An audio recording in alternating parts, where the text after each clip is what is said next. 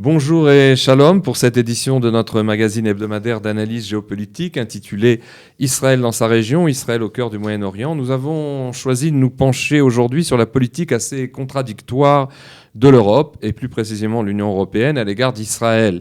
Contradictoire parce que d'une part l'Europe est le premier partenaire commercial de l'État hébreu, donc avant les États-Unis y compris, au niveau des flux d'importation et d'exportation, avec 36 milliards, plus de 36 milliards d'euros annuels d'échanges commerciaux. Mais d'autre part, cette même Europe ne cesse de mener une politique, une diplomatie assez hostile envers Israël, souvent fondée sur des partis pris délibérés dans certains domaines pour le camp arabo-palestinien. Alors, avant de dialoguer avec notre invité, rappelons que quatre données de référence pour situer le débat et notre analyse.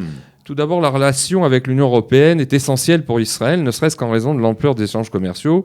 Comme je le rappelais à l'instant, l'Union est donc le premier partenaire commercial d'Israël avec des échanges à hauteur de 21,4 milliards d'euros de biens exportés vers Israël et 14,7 milliards d'euros d'importations en provenance de l'État hébreu. Ces échanges commerciaux sont régis par un accord d'association signé en 1995 et entré en vigueur en l'an 2000, dont la mise en œuvre donne lieu à l'élaboration de plans d'action communs, le dernier ayant été adopté en avril 2005. À noter aussi que les autorités israéliennes ayant sollicité un statut privilégié pour ces échanges, les États membres de l'Union européenne ont décidé de procéder à un rehaussement de la relation Union européenne-Israël intervenue lors du Conseil d'association bilatérale du 16 juin 2008. Or, ce processus, et c'est intéressant à noter, de rehaussement est suspendu depuis l'opération militaire israélienne à Gaza, plomb durci, de la fin 2008. Quant à sa reprise, donc de ce processus de rehaussement, eh bien, elle est liée pour Bruxelles à, je cite, une avancée dans le processus de paix. De surcroît, en vertu des conclusions du Conseil des affaires étrangères de l'Union du 10 décembre 2012, les localités juives de Judée-Samarie, que le Conseil qualifie comme la majorité des médias européens de colonies, eh bien, sont désormais exclus de tous les accords conclus entre l'Union européenne et Israël. Ainsi, l'UE, j'emploierai peut-être ce mot pour désigner l'Union européenne, s'est-elle déclarée, je cite, déterminée à faire en sorte que, conformément au droit international, tous les accords entre l'État d'Israël et l'Union européenne indiquent clairement et expressément qu'ils ne s'appliquent pas au territoire occupé par Israël en 1967. Fin de citation. De surcroît, en vertu des conclusions du Conseil des affaires étrangères de l'Union du 10 décembre 2012, les localités juives de Judée-Samarie, que ce Conseil, donc on vient de le dire, qualifie de colonies, sont désormais exclus de tous les accords conclus entre l'Union européenne et Israël. Ainsi, l'UE s'est-elle déclarée, je cite, déterminée à faire en sorte que, conformément au droit international, tous ces accords entre Israël et l'Union européenne indiquent clairement et expressément qu'ils ne s'appliquent pas au territoire occupé, comme nous venons de le dire. Concernant ces positions diplomatiques, eh bien, deuxième remarque, l'Union européenne a défini depuis 2009 les paramètres qui lui semblent nécessaires à un règlement du conflit israélo-palestinien. Alors, quels sont ces paramètres? Rapidement, tout d'abord, des frontières fondées sur les lignes de 67 avec des échanges agréés de territoires équivalents. Deuxièmement, des arrangements de sécurité préservant la souveraineté de l'État palestinien et garantissant la sécurité d'Israël. Troisièmement, une solution dite, je cite, juste, équitable et agréée au problème des réfugiés. Quatrième point, un arrangement faisant de Jérusalem la capitale des deux États. Et donc, l'Union a réaffirmé sa position sur ce sujet lors du Conseil des affaires étrangères de décembre 2017, il n'y a pas si longtemps, avec la fameuse déclaration du président Donald Trump, après cette déclaration, qui a reconnu Jérusalem comme la capitale d'Israël et qui a annoncé le transfert de l'ambassade américaine à Jérusalem. Donc l'Europe y était évidemment hostile. L'Union a par ailleurs adopté une ligne plus active contre ce qu'elle appelle donc la colonisation de la Cisjordanie, en excluant formellement, on l'a dit, que les localités juives de Judée et Samarie puissent bénéficier de fonds européens, une mesure qui est entrée en vigueur en janvier 2014. D'autre part, dans ses conclusions sur le processus de paix au Proche-Orient, qui date de 2016, de début 2016, le Conseil des affaires étrangères a rappelé l'importance de préserver le statu quo mis en place en 1967 sur l'esplanade des mosquées, c'est-à-dire ce qu'on appelle aussi le mont du Temple en vieille ville de Jérusalem, et a affirmé la nécessité de préserver la solution des deux États. Ce Conseil a enfin renouvelé l'offre faite initialement en décembre 2013 de partenariat spécial privilégié que l'Union européenne pourrait offrir aux deux parties en cas d'accord de paix définitif. Troisième remarque, au vu de nos premières précisions, et si l'on décode bien la sémantique des formules employées par ces diverses assemblées de l'Union, il apparaît que c'est une évidence que des concepts erronés fondent la politique de l'Europe contre Israël. D'abord, Il y a un incontestable deux poids, deux mesures voulant que l'approche systématique des Européens consiste toujours à attendre qu'Israël réplique à des attaques arabes ennemies illégitimes pour critiquer ensuite l'État hébreu, mais jamais des agressions arabes ou palestiniennes préalables. On l'a vu clairement lors de la deuxième guerre du Liban, lors de l'été 2006, puis pendant les 3 opérations militaires de riposte menées par Tsahal contre les tirs de roquettes du Hamas et du Djihad islamique dans la bande de Gaza en 2008, 2012, 2014, et plus précisément depuis une année avec ces affrontements de la Grande Marche du Retour, organisée par le Hamas chaque vendredi, et qui avaient pour but de lancer des commandos terroristes protégés par une foule de femmes et d'enfants sur le tracé de la frontière sud d'Israël. Alors à toutes ces occasions, il est notoire que l'Europe n'a pas cessé de condamner Israël en lui reprochant par une formule qui est devenue traditionnelle, un usage disproportionné de la force. Ce qu'a répété d'ailleurs à plusieurs reprises ces derniers mois le Conseil des droits de l'homme de Genève, qui réunit de manière épisodique où siègent des pays aussi démocratiques que la Libye, l'Irak, la Syrie, Cuba, l'Iran ou le Soudan. Toutefois, on aurait pu s'attendre à ce que l'Union européenne énonce chaque fois de manière plus équilibrée ce qu'elle préconise concrètement pour ramener le calme face à tel ou tel conflit ou poussée de violence dans la région. Or, les Européens ne l'ont jamais fait et se sont bornés de manière unilatérale à condamner Israël. Dernière remarque, elle concerne la longue liste des tentatives d'immixtion anti-israélienne de l'Union européenne dans le processus diplomatique moyen-oriental, qui montre bien qu'à chaque période de blocage ou de crise ouverte entre Israéliens et Palestiniens, les Européens ont toujours pris des mesures vexatoires contre l'État hébreu. Comme l'a écrit l'ex-diplomate israélien Freddy Eitan, responsable du Centre des affaires publiques et de l'État à Jérusalem, et je le cite, « À chaque fois que le processus de paix avec les Palestiniens piétine ou se trouve dans une impasse, nous entendons à Bruxelles le même son de cloche. Comme de coutume, la Commission européenne préfère entendre un seul son, et dans ce cas, il est bien difficile, voire quasiment impossible, de juger équitablement toutes les parties dans ce conflit. Depuis plusieurs décennies, continue-t-il, Freddy Eitan, nous nous sommes habitués au jugement partial, aux leçons de morale, à des avertissements. Avec maladresse, l'Union a brûlé des étapes du processus de paix, a brouillé les cartes et a infligé un camouflet injustifié à Israël et aux Américains. » Alors, ce qui apparaît donc en filigrane dans cette longue histoire des relations diplomatiques israéliennes européennes, c'est le parti pris, anti-israélien constant des Européens et leur engagement compassionnel qui quelquefois prend des allures même irrationnelles, on pourrait dire, envers la cause palestinienne. Alors, pour parler aujourd'hui de tout cela avec nous, Alain Gress-Lamer, le professeur en sciences politiques à l'université Bar-Ilan. Alain, vous êtes spécialiste dans les affaires européennes, justement, et auteur de plusieurs ouvrages d'analyse sur la société israélienne. Alors, Alain, comment expliquez-vous ce qui ressort un peu de ce que j'ai présenté, c'est-à-dire cette contradiction que nous venons de signaler entre, d'une part, les bonnes relations commerciales entre l'Europe et Israël, où chacun trouve son intérêt, et par contraste, les tensions diplomatiques permanentes entre Jérusalem et Bruxelles.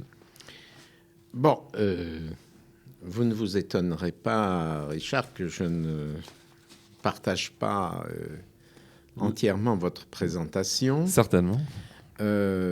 Cela fait déjà très longtemps, c'est-à-dire pas depuis hier ou avant-hier, mais depuis les années 70, 80, que les pays de l'Union européenne, aujourd'hui 28 pays, sont extrêmement critiques à l'égard, non pas d'Israël, comme vous l'avez dit, politique anti-israélienne, mais à l'égard de la politique menée par l'État d'Israël, en particulier au cours des dernières années, quand la droite israélienne est au pouvoir, sous la direction de Netanyahou.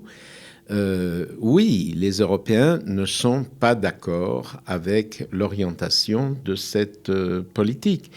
Ça n'empêche pas, de leur point de vue, que sur le plan économique et commercial, les relations se développent. Mais lorsqu'il s'agit de prendre position, surtout sur la colonisation de la Cisjordanie, des territoires occupés en 1967, là-dessus, il y a uniformément, il y a une sorte d'unanimité des pays européens pour n'être pas d'accord avec cette politique de création de localités, de développement des localités qui se trouvent en Cisjordanie, des localités juives en Cisjordanie, parce qu'ils pensent que c'est quelque chose qui empêchera la solution du conflit de se produire.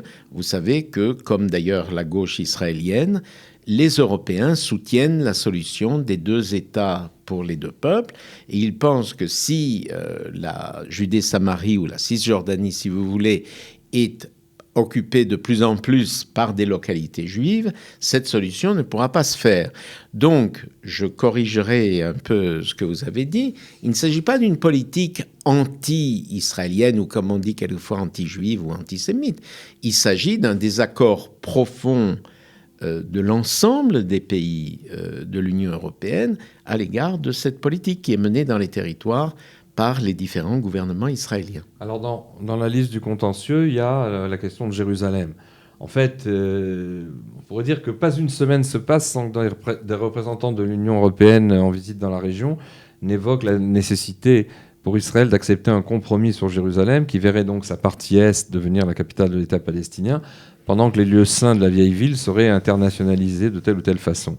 Alors, y a-t-il pas là, je dirais, une dissonance dans la mesure où, après des années que l'Europe ait salué en 89 la fameuse chute du mur de Berlin, Bruxelles s'obstine à vouloir maintenant rediviser la ville de Jérusalem, et à l'encontre, en plus, du consensus israélien qui est majoritairement opposé à un nouveau partage de la ville. Alors là aussi, le sujet de Jérusalem n'est-il pas l'une des épines dans le contentieux? Ah, certainement, certainement. Vous avez parlé antérieurement des questions des localités juives dans les territoires, mais la question de Jérusalem est elle aussi une question beaucoup plus qu'épineuse, une question centrale de ce conflit.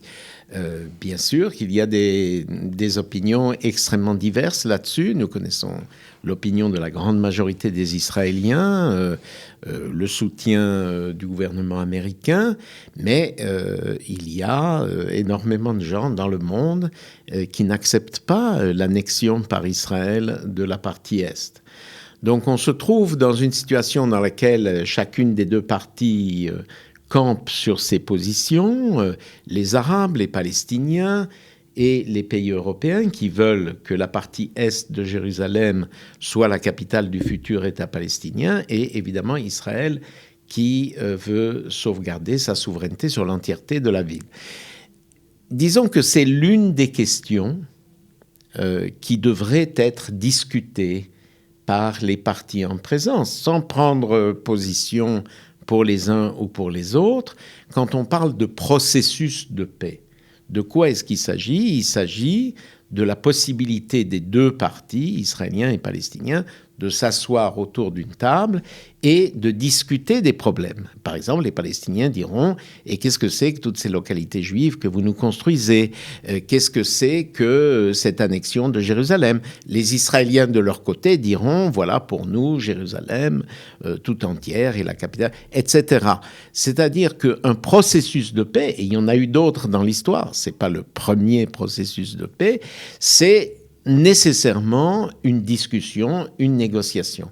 Or, au cours de toutes les dernières années, il n'y a strictement aucune négociation, aucune discussion entre les parties. Alors évidemment, c'est la faute de qui? Du point de vue du gouvernement israélien, des gouvernements israéliens, c'est la faute des Palestiniens. Du point de vue des Palestiniens, c'est la faute des Israéliens. Alors, sans entrer dans la question de savoir qui est plus coupable ou plus responsable de cette absence de négociation, disons simplement que l'objectif devrait être de pouvoir faire en sorte d'ouvrir le dossier, en quelque sorte. Qu'Israéliens et Palestiniens, même s'ils ont des positions radicalement opposées sur les problèmes, puissent s'asseoir et discuter. Mais est-ce que vous ne pensez pas, vous êtes un expert de la scène régionale et de la scène israélienne et aussi des questions européennes, mais ne pensez-vous pas que l'une des raisons, je ne dirais pas la seule, mais pour laquelle on tourne en rond, c'est pas des questions seulement de discours mais c'est parce que le conflit, on l'a d'ailleurs analysé à plusieurs reprises avec différents invités ici, le conflit n'est pas seulement un conflit territorial. Si ce n'était que des questions territoriales, ça fait peut-être longtemps. Non, c'est juste, ce n'est pas seulement un conflit territorial, c'est un conflit qui a de très nombreuses dimensions et, disons-le, qui est extrêmement compliqué à résoudre au point qu'il n'est pas sûr qu'il puisse même se résoudre. Il est possible que ce soit un conflit sans solution. Mais pour savoir si c'est un conflit sans solution ou qu'il y a une solution, il est nécessaire de discuter et de présenter ses positions. Alors actuellement, pourquoi est-ce que les uns et les autres ne veulent pas discuter ? Chacun exige de la partie d'en face des préalables. Les Palestiniens exigent d'Israël un gel de la construction dans les territoires comme préalable à toute discussion.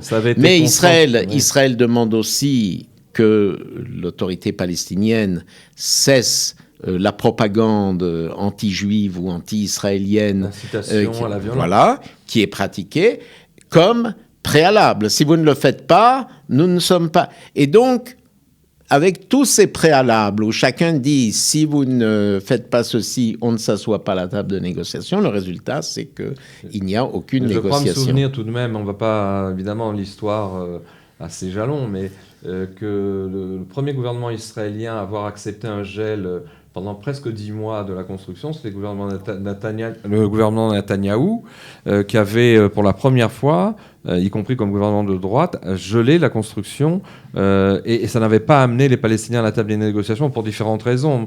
Si bien que donc on retombe toujours, si vous voulez, sur le fait que ce qui apparaît dans la presse ou dans les grands titres, c'est les questions territoriales, mais qu'en fait, c'est un problème beaucoup plus compliqué. À ce titre, je voudrais qu'on revienne... Non, juste un mot. Ce que je voulais dire, c'est qu'il ne faut pas rejeter toute la responsabilité sur un des côtés, ni sur Israël, ni sur les Palestiniens.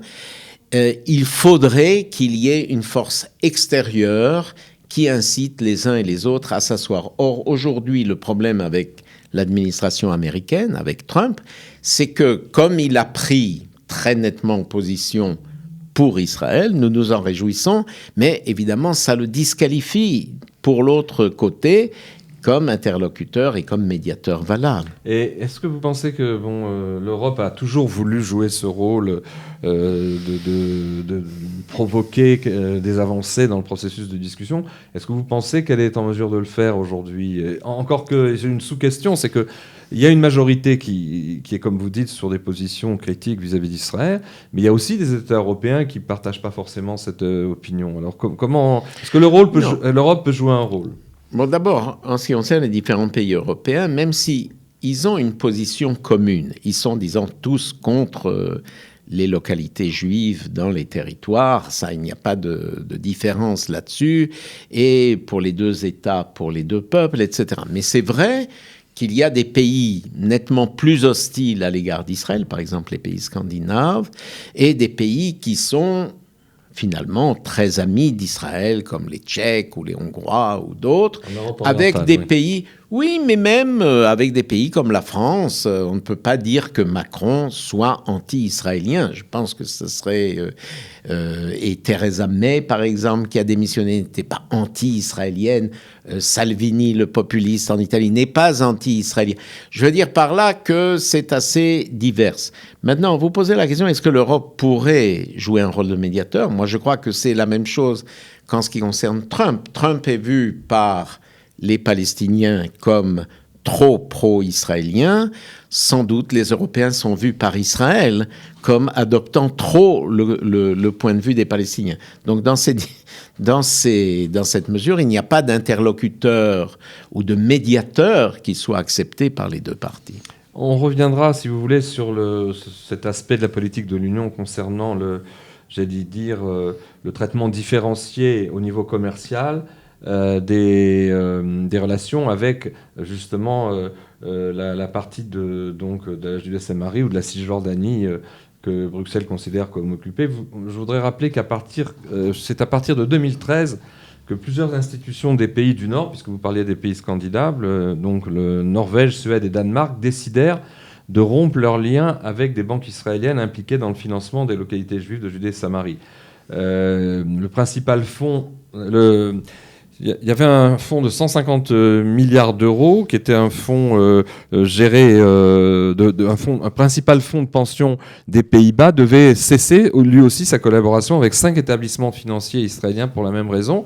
Et il y a comme ça toutes sortes d'autres exemples et ça a culminé cette politique donc de différenciation avec l'étiquetage décidé, je crois, en 2015, pardon, l'étiquetage des produits fabriqués donc, soit sur le Golan, de ce qu'on appelle les territoires occupés depuis 67, soit évidemment les territoires de Judée-Samarie ou de Cisjordanie. Est-ce que vous ne pensez pas que dans ce domaine, même si c'est pour des raisons qui lui semblent valables, l'Europe quand même emboîte le pas, enfin l'Union européenne emboîte le pas au BDS d'une certaine manière, aux actions de boycott? Non, je ne pense pas. Je pense que la position de l'Europe à l'égard des localités juives construites en Judée-Samarie ou Cisjordanie est une position très claire. Ils sont contre ce qu'Israël fait dans ces territoires. Ils ne sont pas contre ce qu'Israël fait en Israël même, mais dans ces territoires qui n'ont pas été annexés d'ailleurs, et qui sont sous contrôle israélien, ils sont contre le fait qu'il y ait des localités juives. Donc, ils ne veulent pas que soient vendus dans l'Union européenne les produits de ces localités contre lesquelles ils sont. Ce n'est pas illogique en soi, c'est désagréable de notre point de vue, mais de leur point de vue, ça n'est pas totalement incohérent ou inconséquent. Ils voudraient limiter cette présence de juifs dans les territoires palestiniens qu'ils considèrent être le futur État de Palestine. Et comme ils n'ont pas beaucoup de moyens de le faire, ils ont trouvé ce truc assez ridicule de l'étiquetage qui est très vexatoire tout de même. Oui, mais j'ai lu en tout cas que ça ne porte pas atteinte jusqu'à présent. De toute façon, les localités de Cisjordanie, les localités de Judée-Samarie ne produisent pas des tonnes de choses. Surtout le vin qui était visé, puisque Israël est devenu une puissance de vin, et en particulier sur le Golan. Mais c'était plutôt pour les Européens, pour marquer le coup, une mesure, disons, symbolique.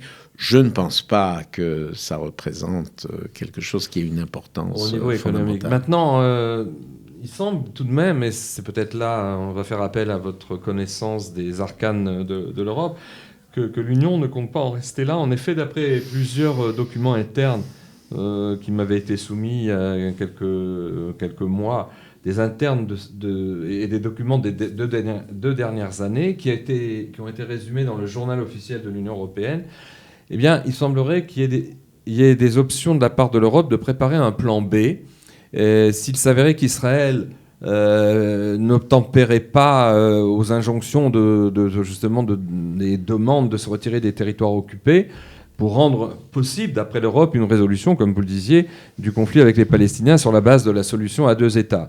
Alors, on apprend dans ces documents que par mesure de rétorsion, c'est sans doute une proposition, c'est pas une mesure qui a été décidée, mais ça fait partie des options, eh bien, l'Union pourrait décider d'étendre son boycott économique, financier, industriel à tout le pays d'Israël et à toutes les activités de l'État hébreu pris dans son ensemble, sans faire de distinction entre les deux côtés de la ligne verte. Est-ce que vous pensez que ce scénario catastrophe est réaliste ou c'est... Non. Alors je réponds tout de suite, ça n'est pas réaliste. Et il n'y a certainement pas une majorité d'Européens, de partis européens, de gouvernements européens pour un boycott d'Israël même. Non. Ce qui est vrai, c'est qu'il y a des partis politiques, notamment à l'extrême gauche, des différents pays européens qui sont présents dans le Parlement européen de Strasbourg. Il y a des forces à gauche ou à l'extrême gauche, disons, qui aimeraient que les gouvernements européens se dirigent dans cette direction. Mais ce n'est pas, à mon sens, du tout la direction prise ni par des gens comme Merkel ou Macron ou les Anglais ou les Italiens, je parle des grands pays de l'Union européenne.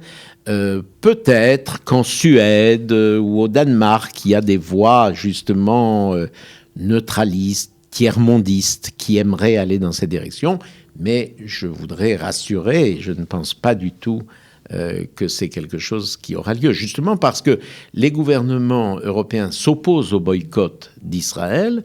Ils ne s'opposent pas au boycott des produits des territoires parce qu'ils les considèrent comme illégaux, contraires au droit international, mais ils s'opposent au boycott d'Israël.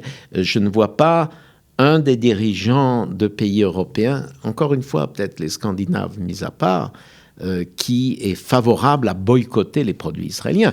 Prenons Macron, le président français, je pense que de son point de vue, c'est inconcevable. D'ailleurs, il l'a dit à plusieurs reprises.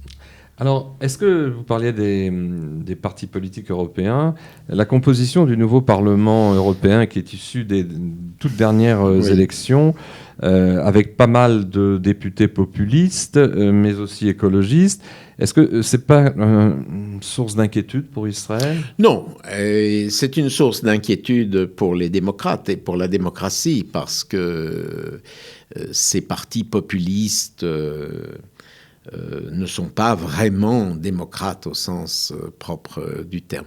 Mais premièrement, je voudrais rassurer parce que malgré tout, malgré ce qu'on a dit, c'est vrai, il y a une montée des partis populistes, mais les grandes forces politiques que sont les démocrates chrétiens, les socialistes, les libéraux, etc., sont restés forts. Sont quand même restés très forts. C'est vrai qu'il y a une montée des partis populistes, mais les partis populistes ne s'intéressent pas vraiment à Israël et même aux Juifs. Ce sont des partis anti-migrants qui ont fait pratiquement toute leur campagne sur la fermeture des frontières aux migrants venus d'Afrique, de Syrie et d'ailleurs, certainement assez arabophobes et anti-islamiques. C'est leur préoccupation essentielle. Oui, c'est leur préoccupation essentielle. Ils ont réussi parce qu'ils ont parlé des migrants, qui est le sujet finalement qui préoccupe les Européens beaucoup plus que le reste. Le conflit israélo-palestinien aujourd'hui est en bas de l'échelle des intérêts. Ça ne les intéresse pas vraiment. Tout de même, l'une des retombées indirectes de ce nouveau Parlement et des nouveaux dirigeants européens après ces élections, c'est la nomination toute récente, il y a quelques jours, du nouveau ministre des Affaires étrangères de l'Union européenne, qui n'est pas précisément un ami d'Israël. Je crois que c'est l'Espagnol Joseph Borrell Fonteles. Oui, mais la précédente, Madame Mogherini, n'était pas très sympa. Non, encore une fois, étant donné qu'il y a une position commune des 28 pays, qui est une position qui est hostile à la politique menée par Israël. Ça, c'est très clair. Elle est hostile parce qu'elle veut les deux États pour deux peuples et elle veut... Bon, donc, c'est un peu normal, je dirais, entre guillemets, que le personnage qui représente cette politique ne soit pas très pro-israélien. Et je ne pense pas que sa politique de Borrell sera très différente de celle de Madame Mogherini, c'est-à-dire assez froide, je dirais, à l'égard d'Israël et surtout du... Maintenant, n'oublions pas que nous allons vers des élections en Israël. Je suis de ceux qui, évidemment, espèrent un changement de gouvernement en Israël, que des gens comme Benny Gantz ou Barak ou ailleurs, etc., sera au pouvoir. Il est possible que si on a un autre gouvernement, une autre politique, les Européens changent sensiblement de ton à l'égard d'Israël. C'est une des choses qu'on peut espérer. Oui, de manière très prudente, parce que vous connaissez bien je dirais, les détours de la sémantique. Vous parlez d'un changement de ton, mais maintenant, peut-être dans le temps qui nous reste dans ce débat, j'aimerais qu'on réfléchisse ensemble sur des problèmes plus sur le fond. Nous avions invité ici, il y a quelques mois, un géostratège israélien que vous connaissez de nom, Manfred Gestenfeld, qui avait analysé avec nous le rapport biaisé à l'égard d'Israël. Vous rationalisez en disant qu'il y a une opposition politique, mais lui, il parle de quelque chose de beaucoup plus structurel. Et je résume en quelques mots, il avait dit que les positions de l'Union européenne par rapport à Israël étaient dues en fait à 5 concepts erronés qui sont ancrés dans le mental européen, que je rappelle, la fausse idée répandue par les arabo-musulmans auprès des Européens et des Américains, selon lequel les problèmes de l'Occident avec le monde musulman disparaîtraient dès que l'on parviendrait à une paix israélo-palestinienne. Premier point. Deuxième point, la croyance non fondée dans le fait que seule la formule « les territoires en échange de la paix » promue, comme vous le disiez, par une certaine gauche européenne pourrait résoudre le conflit. Troisième idée, ce qu'il appelle, lui, donc des fausses équivalences. L'affirmation naïve du narratif européen qui soutient que la rhétorique souvent très violente des Arabes et des musulmans n'est que verbale et qu'elle n'exprime pas vraiment leurs objectifs réels. Et puis, l'illusion partagée par de nombreux leaders européens qu'Israël doit être sauvé de ses propres démons militaristes grâce à la sagesse et au Conseil de l'Europe dispensé par un nombre croissant de politiciens de l'Union qui ne cachent plus leur hargne anti-israélienne en rendant l'État hébreu, comme je le disais tout à l'heure, responsable des fréquents et très violents débordements des minorités de musulmans présents dans leur propre pays. Enfin, dernière de ces préjugés, c'est les idées toutes faites un peu tiers-mondistes qui sont encore très prégnantes dans les élites européennes et qui ont été héritées du profond sentiment de culpabilité lié à l'époque coloniale et au processus souvent douloureux de la décolonisation. Et tout ça avec pour résultat on érige en dogme le fait que les peuples ex-colonisés sont forcément des victimes et que tous ceux qui osent s'opposer à eux sont des coupables par excellence. Et bon, c'est une analyse qui a sa cohérence. J'imagine que vous n'êtes pas entièrement d'accord avec ça. Non, je ne suis pas d'accord avec ça parce que, au fond, et dans l'ensemble de ce que vous avez dit dans ce discours, c'est un peu comme s'il n'y avait aucune différence en ce qui concerne le gouvernement qui régit Israël. Que ce soit à la droite, que ce soit à la gauche modérée, au fond, ce que vous dites, c'est que ce soit Netanyahou ou Gantz ou quelqu'un d'autre, l'Europe ne changera pas, ses préjugés existent, quoi que fasse Israël. Le gouvernement israélien. Et bien évidemment, c'est une position que je n'accepte pas, avec laquelle je ne suis pas d'accord, parce que finalement, elle revient à dire quoi qu'on fasse, nous serons de toute façon condamnés. Ça vous ne pensez pas que c'est le cas ? Non, je ne pense pas que ce soit le cas. Et d'une façon générale, je ne pense pas que ce soit le cas de quoi qu'on fasse, de bien, de mal, de droite, de gauche, les gens penseront de nous la même chose. Non, Richard, je ne suis pas d'accord avec ça. Je pense que ce que j'attends du gouvernement, dont j'espère qu'il remplacera le très mauvais gouvernement que nous avons actuellement, j'espère que ce sera la reprise du processus de négociation. Je pense que j'attendrai de celui qui viendra à la place de Netanyahou qu'il fasse tout ce qui est en son pouvoir, sans compromettre la sécurité d'Israël, bien sûr, pour faire reprendre cette discussion. S'il y a une négociation, si les parties sont assises en train de discuter du processus de paix, je suis de ceux qui pensent que l'attitude de beaucoup de facteurs extérieurs... N'oubliez pas à quel point, aux États-Unis, le Parti démocrate et les jeunes deviennent de plus en plus anti-israéliens, et même les jeunes juifs. Et donc, je pense qu'il faut changer de cap et montrer à ces forces sur lesquelles nous comptons, comme par exemple les démocrates ou les juifs aux États-Unis, que nous menons une autre politique. N'acceptez pas l'idée que quoi que fasse Israël, ça ne change rien, on sera condamné de la même façon. On n'est pas d'accord Je ne suis pas d'accord. Avec cette formule.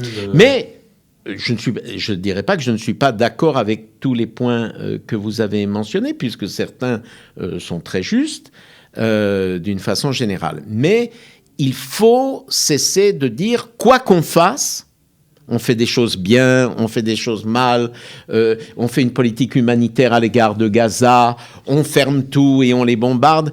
Le résultat sera le même. Non, le résultat n'est pas le même. Il y a des politiques différentes dans l'histoire de l'État d'Israël. Même prenons le sujet de l'éducation. À l'époque où Yossi Sarid était le ministre de l'Éducation nationale d'Yitzhak Rabin, non, c'est pas la même chose que quand le Rav Rafi Peretz ou quand Bennett est au pouvoir dans l'éducation. Tout n'est pas la même chose. Il faut savoir distinguer, et les auditeurs du studio Kalita doivent bien connaître les différents partis israéliens, leur position sur les relations avec l'Europe ou avec les Palestiniens, et choisir en état de cause. Tout à fait. Maintenant, tout n'est pas la même chose. Il y a eu cette phrase du journaliste juif bien connu, Paul Giniewski, qui disait que, justement, ça va vous faire réagir, il avait dit en substance, peu importe, ce qui compte, ce n'est pas ce qu'Israël fait ou ne fait pas, mais ce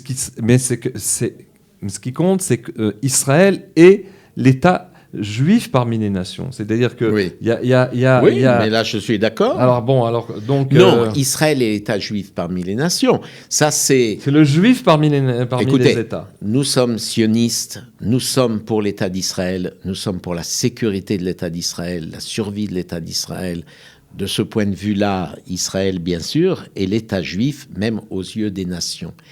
Ce avec quoi je ne suis pas d'accord, c'est pour dire que quelle que soit la politique d'un gouvernement israélien, les Européens, par exemple les jeunes Européens, ces Européens d'Erasmus qui font les échanges et auxquels j'ai enseigné très souvent, penseront la même chose d'Israël, quoi que fasse d'Israël. Non, il y avait un Israël du kibbutz, de l'égalité, de la solidarité. Aujourd'hui, Richard, est-ce que ce n'est pas vrai que c'est un des pays où il y a la plus grande disparité entre les riches et les pauvres? Vous voulez soutenir ça? Vous voulez dire c'est sympathique? Non, c'est pas sympathique du tout. Les gens voient par exemple l'histoire des Éthiopiens et qu'il y a un racisme qui existe, qu'on le veuille ou non, à l'égard des Juifs noirs.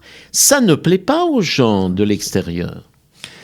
Écoutez, sur un autre plan, oui. Comment vous expliquerez, parce que c'est le pendant, l'exportation massive depuis 1948 des vieux préjugés antisémites européens dans nombre de pays du Moyen-Orient, puisque les plus grands best-sellers vendus au Caire, à Beyrouth, à Ramallah, à Gaza restent encore, comme à Damas d'ailleurs, à Bagdad, restent encore les protocoles des sages de Sion et le Mein Kampf d'Adolf Hitler. Il y a là un problème, je dirais, d'exportation des vieux préjugés antisémites européens, sur lesquels d'ailleurs on reviendra, si vous voulez, en conclusion. Comment vous expliquez ça, que dans le monde arabe, ça reste encore les meilleures ventes? Écoutez, je crois que c'était le président Bush, le père, qui s'était mis en tête qu'il fallait réaliser la démocratisation des pays arabes, des pays du Moyen-Orient.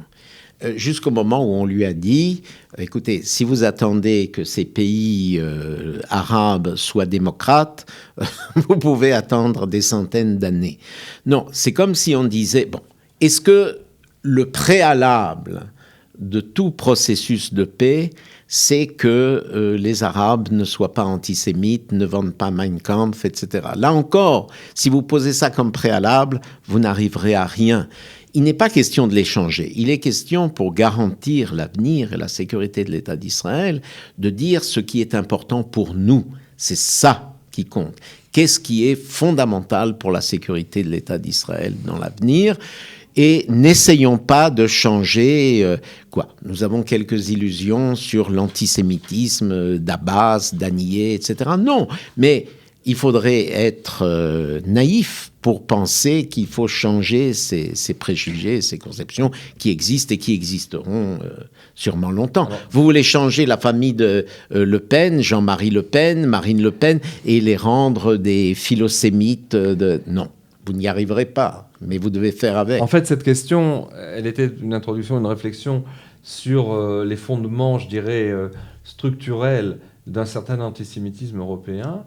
Parce que je voudrais citer un ouvrage dont nous avons déjà parlé ici et qui est assez fondamental, que vous avez sûrement lu, qui a été écrit par le sociopsychologue français Jean-Claude Milner, qui était paru en 2003 aux éditions Verdier, qui avait écrit un livre assez dense qui s'appelle « Les penchants criminels de l'Europe démocratique », dans lequel justement il fait l'analyse des causes historiques et socio-psychologiques de la virulence anti-judaïque et donc anti-israélienne aussi de l'Europe, qui ne sont pas liées forcément à telle ou telle politique. Alors évidemment que ça joue dans la nuance des news et dans la nuance des équilibres sur ce qu'on appellerait des conjonctures ou des périodes courtes.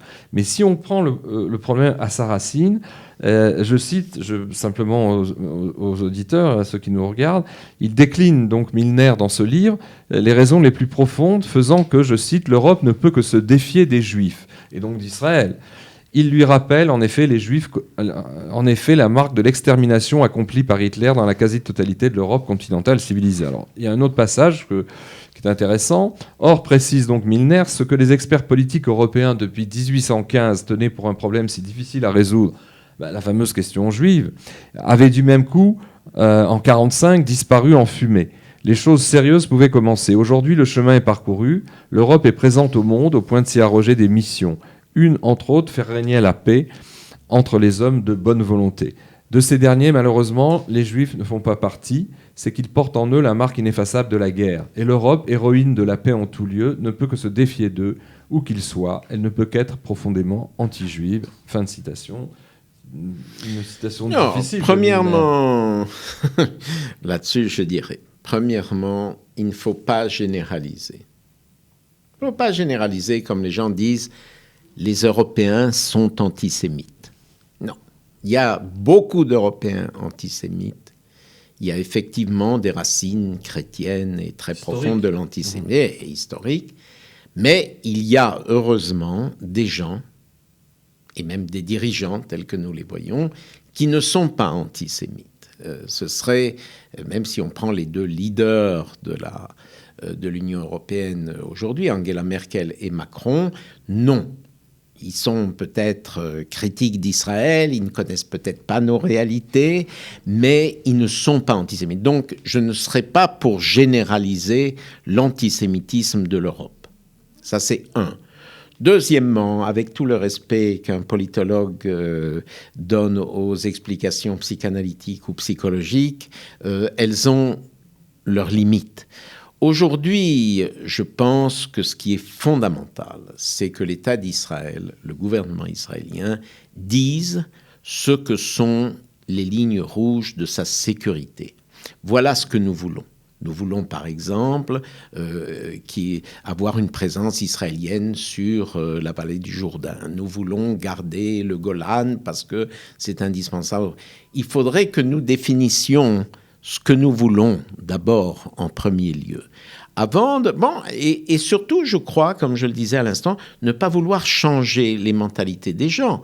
Si beaucoup d'Européens sont antisémites du fait de leurs racines chrétiennes, par exemple, ou si beaucoup d'Arabes sont antisémites, on ne peut pas les changer. Ce n'est pas ça qui est important. Faire avec, en quelque sorte. Il faut faire avec et faire la politique qui sert au mieux les intérêts de l'État d'Israël. Je suis de ceux qui pensent que cette dispersion de localités juives dans des endroits importants du point de vue religieux en Judée-Samarie ne sert pas les intérêts de sécurité de l'État d'Israël. Voilà. Je respecte le fait que quelqu'un veuille être à Shiloh ou à Bethel, etc. Mais je dis que notre intérêt, au point de vue sécurité militaire, etc., est d'avoir un État d'Israël avec des frontières beaucoup plus claires et beaucoup plus défendables. C'est autre chose. Ça n'a rien à voir avec l'antisémitisme des uns et des autres. Eh bien, sur cette ouverture que nous arrivons au terme du temps de notre magazine, je vous remercie Alain d'être venu et merci aux auditeurs de nous avoir écoutés. À la semaine prochaine.